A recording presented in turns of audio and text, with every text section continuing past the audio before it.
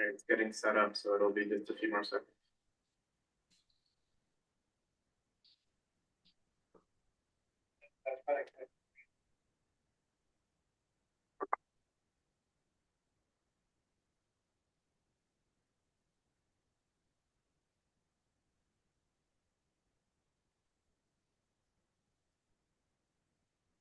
It should be live now, so let me do the recording for the backup. And then we are.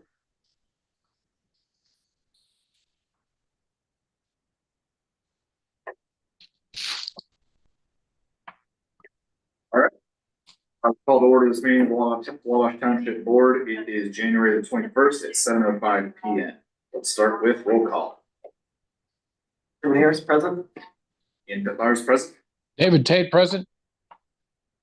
All rise for the pledge of allegiance.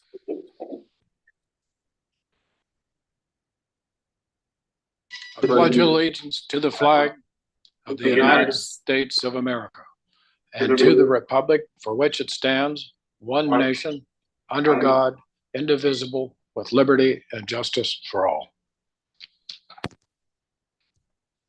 All right, well, the approval of the previous board minutes. I read through these. I saw no issues. Anybody else have any issues? All right. Just before you go to approval, one quick note. Since we are online, since there is a board member online, we are required to do all votes by roll call, which will be slightly longer, but we're only a 3-member board, so it's not yet. Okay. All right. Motion to vote for approval of the previous board minutes. Member David Tate, how do you vote? Aye. Aye. Ian Bitlar votes aye. All right. Anything you guys want to update us on before we get started, other than that isn't on the agenda? Did you do approval for both the meetings or just this? I said both. Oh, okay, perfect. No, I didn't catch that. You're good. I have a quick update.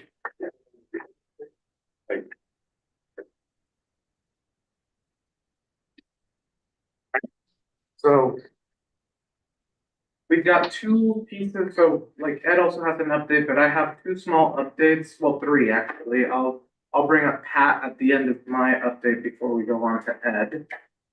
So starting with township assistance, since the last meeting, I know that we have had approved the 2025 standards. The updated income guidelines have been included in the standards now that the report has been issued by the Department of Health and Human Services. We have seen a significant number of clients here in January. That is in line with what other partner agencies have been experiencing in the last couple of weeks. That generally happens after the holidays, given that factories and workplaces might shut down for a couple of weeks over the holidays. There is a level of increased need. As of today, the Township Assistance 7 output from Tom's Web indicates that we have provided $8,217 in assistance in 2025. There is a new tool that allows you to track the amount of funding that we have denied for one reason or another. That is 4,286 as of right now. For Township Administration, we have been distributing the W-2s to current and former township employees, and the 1099 forms are going to get mailed out by Thursday. That'll be the closing out of fiscal year 2024. So we're excited about that. The third piece, and I'll have Pat come over here. I know that I sent it over email earlier today. I also have at the very end of your guys' packet, there's the 1-page sheet that has should have been at the bottom of this one. I should have it has the RFP proposal, the request for proposals that Pat has put together for going to look for an architect for our the additional building on the back that we have been exploring. So we're getting to that point, and so we figured that it would be a good opportunity for Pat to come up, talk a little bit about where we are, and if you guys had questions, he could answer some of that for you guys. Okay. So if it's all right with you, I'll have Pat come up.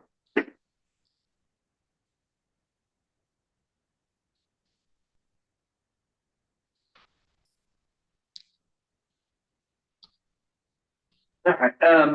So this is just basically a document that asks that we can put out to multiple architectural design firms. And then we can get competitive bids for the design portion of the auxiliary building. So we met and kind of came up with a general idea of what that building could be, what it will be used for, yada, yada, yada. And then we just put that in general terms, and then we put this document out to 4 or 5 different firms, both here locally and in the Indianapolis area. And then we can gather, decent proposals from everybody. We're not set in stone with this of what that design will be. That will be determined once we contract with an actual architectural firm. And we can work through that process with them, but it gives a blueprint to them. That way we can get, apples to apples proposals. And it saves us time that we're not having to go through everybody's proposals and what did this person have that this person didn't have. I mean, we'll still have to do that to some extent, but it'll help get cleaner proposals to us. So I put some dates down here that we kind of talked about that, our plan is, if you guys are okay with this, that I'll put this out to 5 different architectural firms tomorrow. And then on the 29th, we would have a site visit to where they could all come and get a feel for what the fire station looks like and what the site will be, where the new building would be erected. And then then the 19th, we would have the proposals due.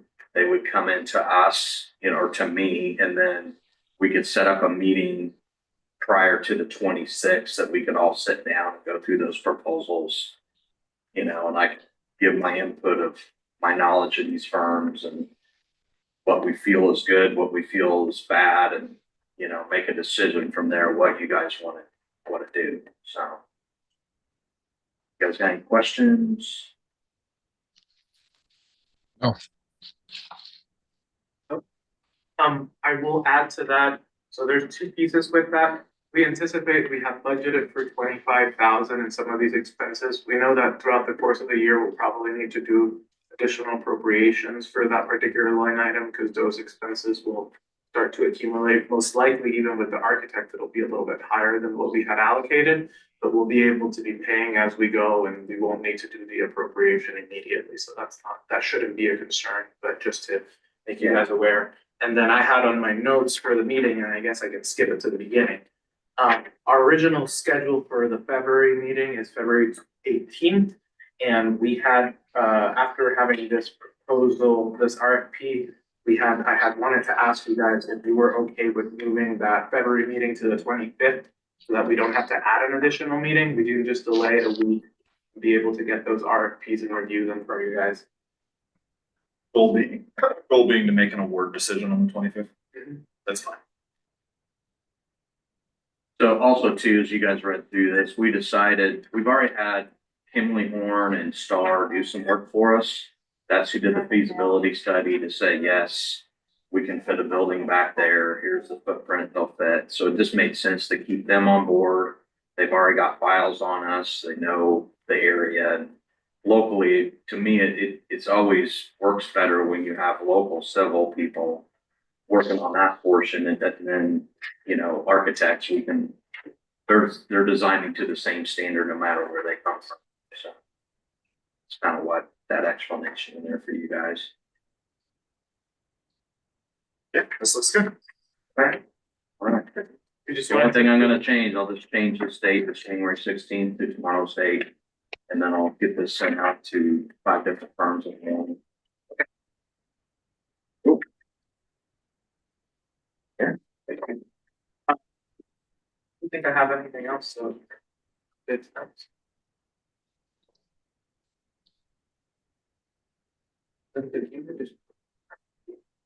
Yeah, you can do it from here. It would pick it up.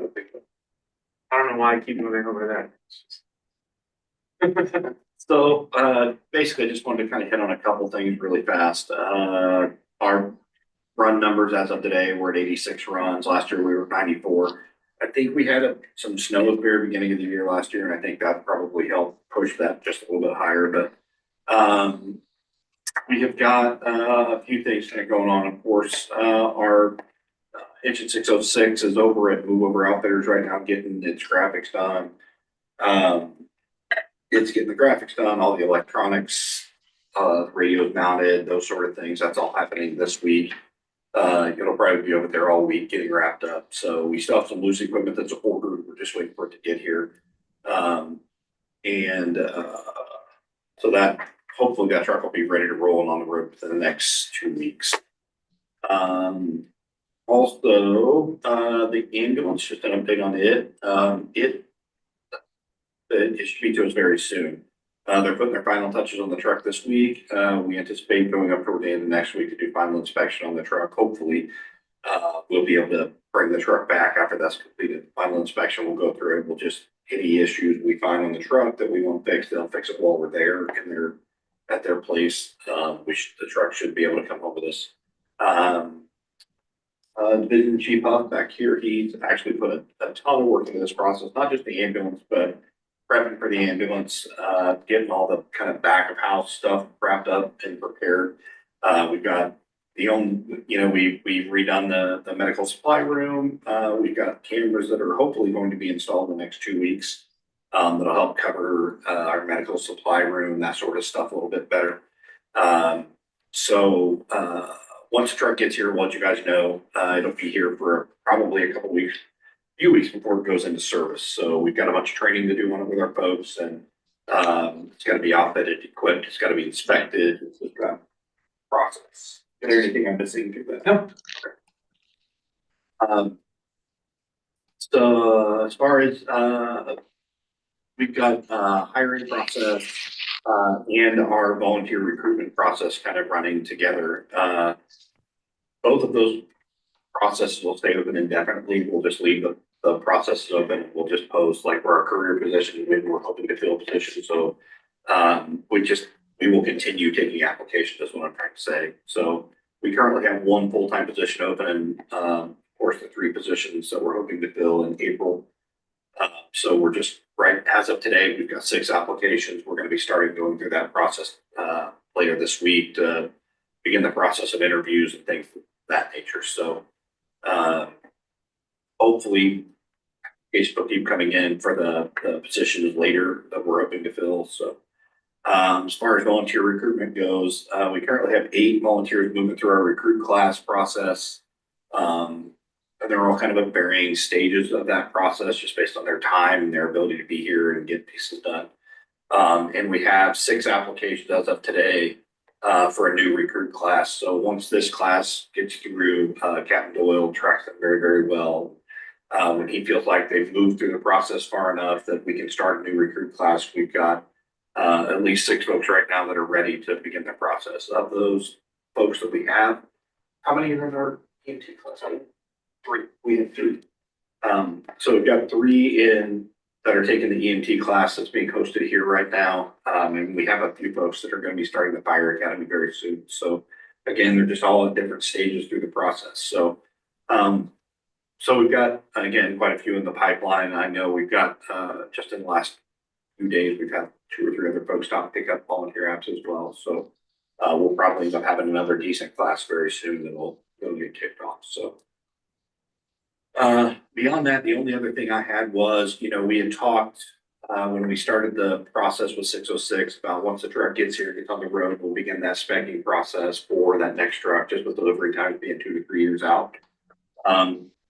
With us waiting for some of the loose equipment, I don't want to keep that dragging out a lot farther. We need to get the process rolling. So within the next 2 weeks, probably we'll get our truck committee together and begin that process. So it'll be something that you guys will just probably get high level overviews on through the process as we navigate through it. But I just want you to be aware that we're working on it, and it's going to be a lengthy process, but we hope to get that process started very soon. So I think that's the last thing I have. Do you guys have any questions?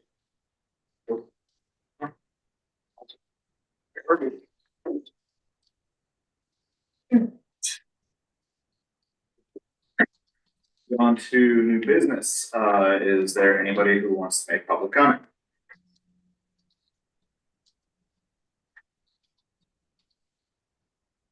None. All right, first order of new business is a motion to establish a sub-fund to track expenses to be reimbursed by the People's State Bank. I believe we talked about this very briefly. Very briefly, I think I gave you guys a quick update after the meeting, but it's just a procedural motion. So we, during the loan for the purchase of engine 606, we included $25,000 in funding for vehicle outfitting, lettering, striping, equipment, et cetera. And so this allows us to track the expenses that are being paid out of the loan amount without hitting the regular 1190 budget in 2024 or 2025. So this draft AFR that you guys will be able to review here already has 2 transactions listed in this sub fund. It's just as we've been paying stuff and as we continue to get that, then we'll get reimbursed that money from the loan that you guys approved earlier this year because we left a little bit of money to be able to pay for some of those expenses. Okay. I will start a motion to establish sub-fund 1190.2. Track expenses to be reimbursed by the State Bank. Do I have a second? A second. All right, let's do this by roll call. David Tate. Aye. Jeremy Harris. Aye. Bill Rose votes aye. Motion carries. All right, annual report presentation on Hill. I will say I read this and nothing made me go. High level overview, stuff that's important that maybe I didn't notice on read through. No, Quite long. yeah, I know that in the past I have done a longer presentation. I figure that that is something that you guys will kill me if I keep giving you long presentations on this report, which is pretty standard every year. So I decided to just give you very few notes.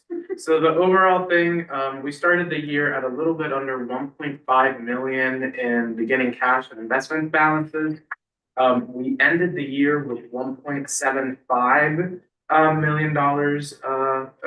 So we ended up netting roughly 250. Now, again, we have some expenses that we are expecting to use parts of that leftover money for, part of it being the ambulance, which we haven't paid yet, but was approved last year. The other part being the additional 66,000 that we're hoping, or 68,000 that we're hoping to roll into this year to be able to accelerate the hiring of a 4th firefighter per shift. So that's just a quick note about that. We do have a couple of funds with negative balances, so I just want to make note of that. None of those are statutory funds. Most of them, so there's 3 grants that have negative balances. That's because they are reimbursement grants. So if we pay the money out, we submit the invoices to the state, and then they pay us. The big chunk of it is 1 grant that should be coming as 1 reimbursement, but we haven't received it yet. We have, in addition to that, we have payroll deductions. There's nothing significant about that, but I figure I'd mention that it is in the negative primarily because we have an FSA. And as you guys know, when you have an FSA, you're contributing over to it over the course of the year, but you might be spending it faster than you are providing money into the FSA. There's always a small risk that the township will have to cover a small portion of it. We will let you know in May if we have to do like a transfer from the general fund to cover whatever the gap is at the end of the FSA year. Because in our case, when we started it, it ran June through May. So just a quick note about that. In addition to that, we have the TA7. I figured that although it's not the major part of everything that everybody looks at, it would be worthwhile to give you a brief overview so that you see where we were on township assistance last year. So we had 262 requests for assistance. We had 258 recipients of assistance, and that's like in a household, there might be 2 recipients. If a household has 2 people, 3 recipients, if it has 3, just a note on that. There were 98 households that contained recipients of assistance. There were 30 individuals who were denied assistance. I'm gonna need to seek more clarity on because they use different language, and the other ones they use recipients, households. I want to make sure what individuals is, if it's individual applicants or individuals total. But that's just what the report currently spits out, and I didn't have a ton of time to go deeper into it. We had a total value of 115,000 in benefits provided. Of that, 25,380 was for utilities, 80,500 was for housing. 7,130, although we only paid 6,430 for it, was for burials. We usually save a little bit of money on burials because we can get slightly lower rates sometimes. We also have $3,260 in other types of assistance that were like a specific case or whatnot that didn't fit under those general ones. The total value of benefits denied, either because they were covered by another agency or because they didn't meet the qualifications or for some reason were denied, was $47,000. So that's kind of a brief overview of it.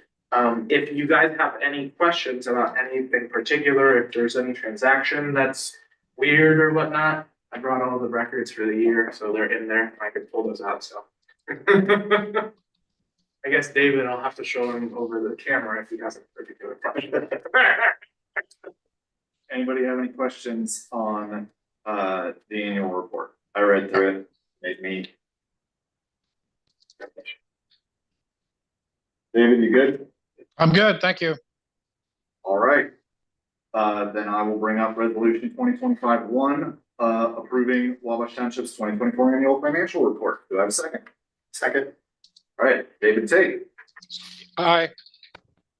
Brittany Harris, Aye. opposed votes aye. Resolution passes. All right. Motion to increase resolution 2024-24's not to exceed authorization from 405,000 to 420,000. I assume there's a very specific Yes. transaction we need to make. Yeah, so I do want to take I'll accept the blame on this one. So usually we've like municipalities would have taken into account some money for change orders or stuff like that, and I failed to include some gap in that. So we had some change orders, and so it actually brings us to a little bit under 418, but just still being careful, even though there shouldn't be anything else. I want to make sure that we have at least a 420 to be able to do that. So that'll be everything with, there will still be some other stuff, but there were some big stuff that the vendor was able to carry out instead of it being done by us after we take, possession of the vehicle that they were able to get done over there. So I do want to apologize for that. And then in the future, for future purchases, I'll just give you where we're at that moment, and I'll ask for a more reasonable gap for the not to exceed in I was gonna say, case. keep this in mind, change orders, not a building, because change orders are. Oh, yes, absolutely. Yeah, this one's a small one in the greater scope of things. And will happen more frequently. Yeah, so I just wanted to make sure to give you that, and again, apologize for that, because that was a mistake on my part, so. All right, I will raise a motion to increase the resolution 2024-24 not to exceed authorization form from $405,000 to $420,000. Do I have a second? Second the motion. Member David Tate, Aye. Brittany Harris, Aye. and the opposed votes aye. Motion carries. All right, resolution 2025-2 to authorize the annually updated township policies. Did we have any significant changes to this, or is it maybe just a number here and there to serve? Actually, there were no changes. It was just making sure the SBOA would like us to update that every year to make sure that the board is viewing it every year. So nothing has changed. I am hoping, and it's not included on this, I'm gonna try to simplify our employee handbook, because when we came back, I wanted to make sure, given the circumstances in which we came in, that we had something, and I copied West Lafayette's, but that's a little bit bulkier than we probably need it to be. So I'm gonna try to simplify that in the coming weeks. Yes. So we'll want to make sure, we'll do that later, but that's not something that's included here. So it'll come later in the winter/spring this year, so. All right, does anybody on the board have questions about township policies that would make sense to bring up right now? No. All right, I will call for a vote on resolution 2025-2 to authorize the annually updated township policies. Do I have a second? Second. David Tate, Aye. Jeremy Harris, Aye. Ethan votes aye. Resolution passes. Resolution 2025-3 to amend the 2025 salary resolution to authorize the faster hiring of firefighters. This is for moving the 68,000. No, this isn't removing the 68,000. This is allowing us to hire earlier. changing the budget to, It won't change the budget yet, just, well, yes and no. We'll have to do an additional appropriation later in the year. okay, But it authorizes us to start paying them at that because we have money there. Towards the end of the year, we'll need to do an additional appropriation for the 68,000. And if there's other additional appropriations, we'll do it then, but we'll keep a track. We're not gonna, just sling everything at you. We did make I was trying to figure out how I could best like delineate and mark what the intention of the resolution was. So on page 19 in the joint packet, the full thing of everything, you will see that we have the number of positions for firefighter first class and entry level is 6 before March 31st, 2025, and 9 after March 30th. The reason why I'm selecting March 31st is because it's the first day of a pay period and it doesn't really significantly impact it. So I figured it'd be a little bit easier to start on March 31st if you guys are okay with that. That would lead to an increase of just under $68,000 when you include PERF, when you include workman's comp, and when you include their salaries. That's the estimated cost of being able to push it forward 3 months for that hiring of that firefighter. I did also make one more change, and I'm trying to find where I added it. It's in the language there it's under the category for years of service. So I made a note there since we are seeking to offer potentially some longevity service credit when in the hiring process to allow that that firefighters will receive longevity pay corresponding to their respective years of full-time service in our department, plus any longevity service credit approved by the township trustee during a hiring process, which will be paid on the pay date for the payroll covering an employee's anniversary date. This could mean some small increase on top of the 68,000, depending on what candidates we get in the door, if we're getting into the lateral process. yeah, that's fine. That's pretty standard. So. Okay, any questions? Any more? Let me put that in. All right. I will call for a vote on resolution 2025-3, resolution to amend the 2025 salary resolution to authorize the faster hiring of firefighters. Do I have a second? Second. David Tate, how do you vote? Aye. Harris. Aye. Ian Bitler votes aye. Resolution passed. Okay. And then is this a resolution or is this just us doing a motion to appropriate? So you first have to have technically a public hearing. So a public hearing in case that there's anybody that has public comment on this particular item of the agenda is part of the most important part in the presentation. And then you can close the public hearing and vote on the resolution. Okay, so I will Motion. call for a vote on opening a public hearing. David Tate?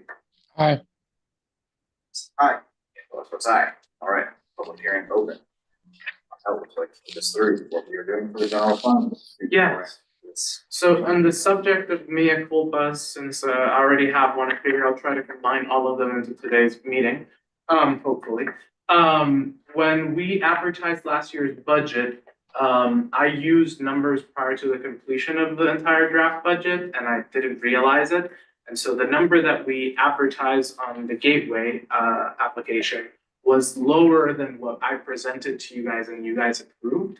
And I didn't catch it. So let's say I advertised for 400,000 and I then presented a budget for 423,000 and you guys adopted at 423, but because what we had announced to the public was for 400, we would need to do an additional appropriation because DLGF knocks it down to the maximum at what you advertised. So that was a mistake on my part on the advertisement.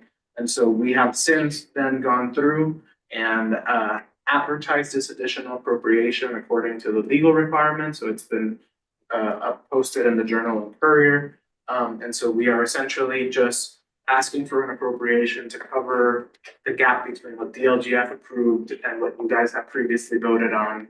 That was a little too high based on the maximum Yeah. So. So we are What? asking for that amount then? Yes, that's the, what yeah. we're asking for. Yeah. Okay. And this was for It's in the general fund. the upcoming year? Yeah, for 25. Okay. All right. So this is just this has no impact on things that have already been collected or spent. This is just fixing a clerical error before. Yes. Getting squirrely. Any questions? Nope. Then if there's any public comment on this particular item. Yes, any member of the public care to comment? See a couple of people out there.